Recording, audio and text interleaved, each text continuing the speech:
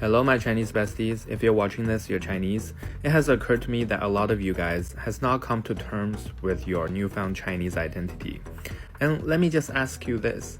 Aren't you scrolling on this Chinese app, probably on a Chinese-made phone, wearing clothes that are made in China, collecting dolls that are from China, wearing bags that are made in China? You've met me at a very Chinese time of my life.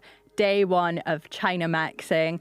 Been having a scroll through my socials as I do. I'm chronically online, so you guys don't have to be. And these are some of the comments that are coming up under the viral China maxing videos. This is all about Gen Z celebrating and recognizing the Chinese roots of some of their favorite products, the Chinese technology, the Chinese brands, and as the name suggests, actually using more of these Chinese-made products and integrating them into their lives. But it's going farther than that too. That's what we're going to get into today. We're finding out why China maxing is having a moment and also how it's going down with Chinese community around the world. I'm Ikra and this is What's in the World from the BBC World Service.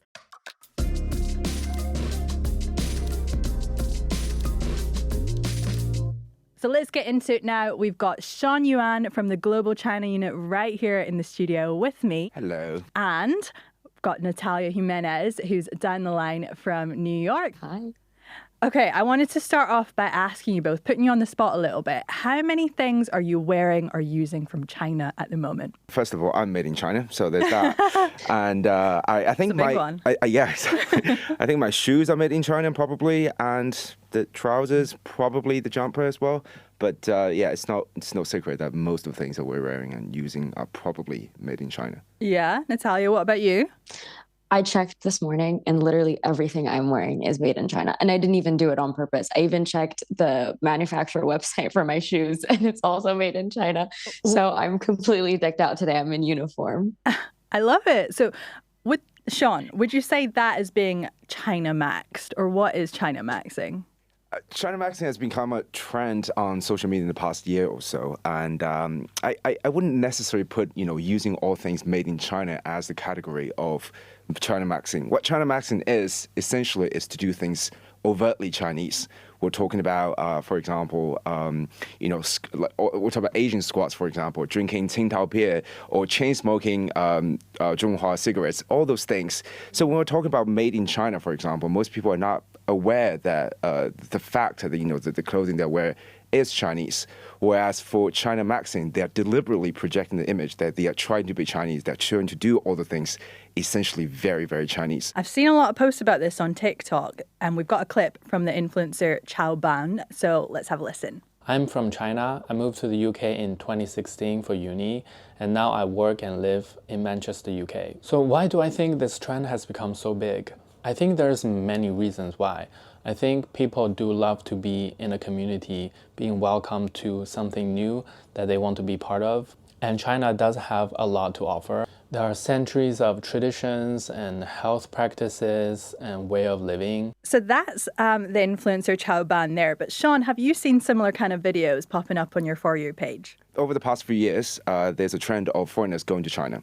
And you see videos of them saying that, oh, China is living in the 2030s, China is living the future, and you see high-speed railways and electric vehicles, all those things sort of projecting the image that China is this technologically advanced country. And at the same time, you see people wearing Mao Zedong t-shirt, and they are, for example, wearing tote bags that have Chinese characters on them.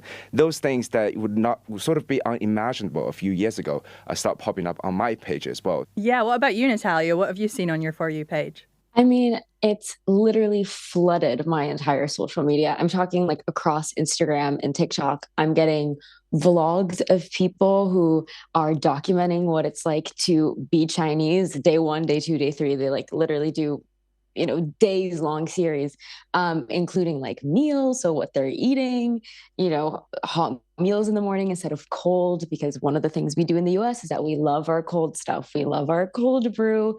We love our cold yogurt in the morning. So they're really documenting that change in lifestyle, or even just going to like a Chinese medicine shop or going slipper buying. Ah, interesting.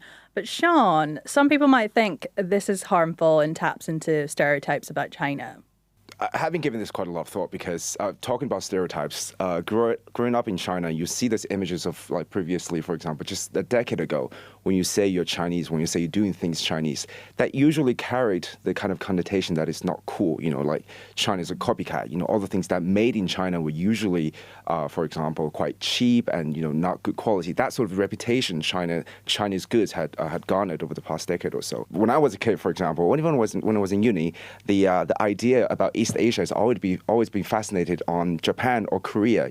That part is the cool part of Asia. But that has changed. And a lot of it came from the fact, a lot of foreigners were able to go to China in the past few years after China relaxed its visa regulations. But at the same time, as you mentioned, it is a stereotype. It's not necessarily exactly what the full Chinese experience is. There are a lot of human rights concerns, for example, related to China. So just to kind of reduce everything, this kind of experience of Chinese to this sort of single layer, what Natalie was talking about, like, for example, resorting to traditional Chinese medicine, all those things, on one hand, are offering a glimpse of Chinese culture, but at the same time, it's not giving the full picture. So here's Yang Gu. She's originally from Shanghai in China and is now based in the US.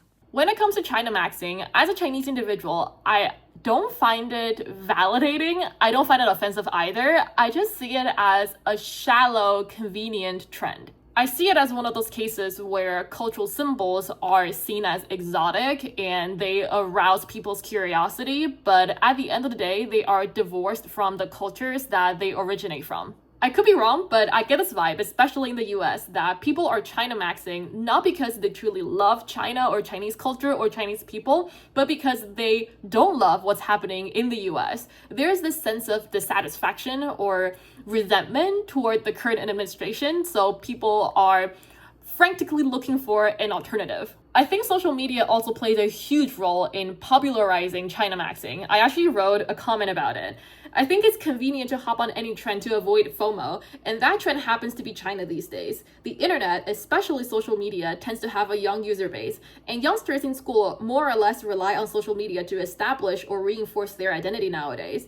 Since China is the current hot topic, everything China adjacent becomes cool by association. It's convenient to eat Chinese food, buy Chinese products, and learn ni hao, or do any surface level stuff to feel like you're part of a movement without internalizing Chinese culture itself.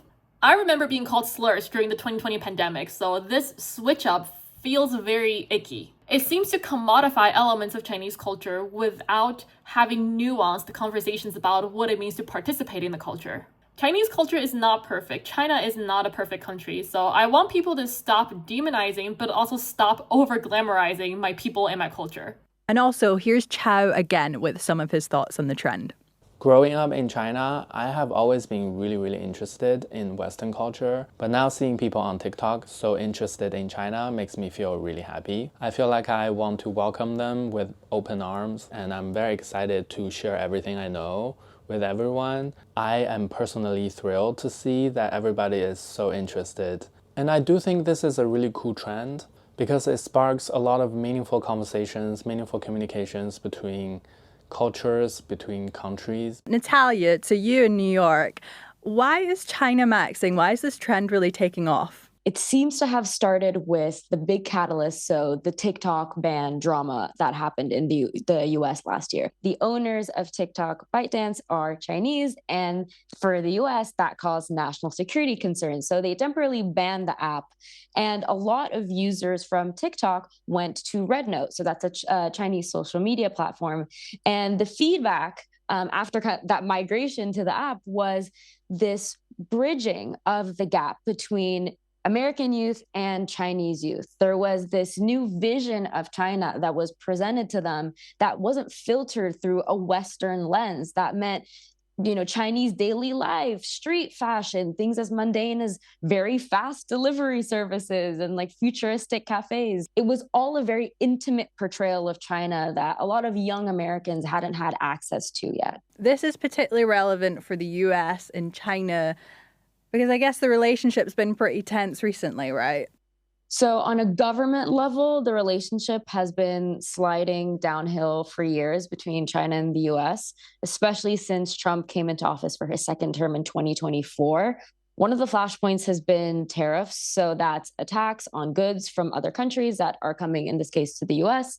Well, one of the big stats here is that roughly 2/3 of all imports, all US imports from China, have had a tariff applied on them. So that is a huge portion. When you couple that with the AI race that's happening right now between the US and China. So just to explain it simply, AI needs a huge amount of computing power, and that computing power comes from tiny chips that are called semiconductors. Those are produced in the US. China wants access to them. The US doesn't want to give it to them for national security reasons and for them not to win the AI race. There's a military layer as well. China's been rapidly modernizing its military, and that scares the US. So that's on the government side, but the reaction online has been that there's this growing disillusionment. People are saying that they don't agree with the US's kind of hostile view of China, this very negative view of the country. If it's sort of a projection of their image of China, then that could shift momentarily. Like maybe tomorrow we might have an India maxing, or like an hour later we might have like a BBC maxing. You know, whatever that might be. It could just be. It's the essence of social trend, and how much is grounded on the ground, actually on the facts, is subject to discussion and debate, I would say. Natalia, what do you think? Is this the start of the maxings? It's a simplistic view of the situation, but the whole point is like there's this renewed interest. It's coming from a place of curiosity. It's coming from a place of there is more out there that I don't know about, and I think it's time for me to discover it myself. That's at least what I'm seeing in my own circle. So I think, yes, the trend could fade. We could be maxing something else next week, but there seems to be a true shift in the kind of shared imagination about what China really is. There's an added layer to the country that isn't just defined by manufacturing, by mass consumption. There seems to be way more nuance, and I think that's going to stay. Yeah. Okay, we'll need to keep across every twist and turn of this trend then. Thank you guys so much for coming. Thanks for having us. Thank you. And that's it for today. Before I go, though, I've been loving reading some of your comments on our recent YouTube video all about how to feel less stressed in our lives. I know it's something a lot of you guys can relate to. One of the comments really stuck out, so shout out to Polly. She says, I'm 21 and I've deleted all social media. I grew up with it, but now realize it causes me stress and creates unrealistic expectations and comparisons. We weren't meant to live like that. I was exhausted being inundated with information I didn't want to see. Why look at something I have no control over? Thank you for that, Polly. And I noticed some of you guys are going through exams right now too, so good luck with that. Remember, you can DM us on Instagram at BBC What in the World whenever you want to get in touch. Comment below, like and subscribe. But for now, I'm Ikra. This is What's in the World from the BBC World Service. I'll see you next time. Bye.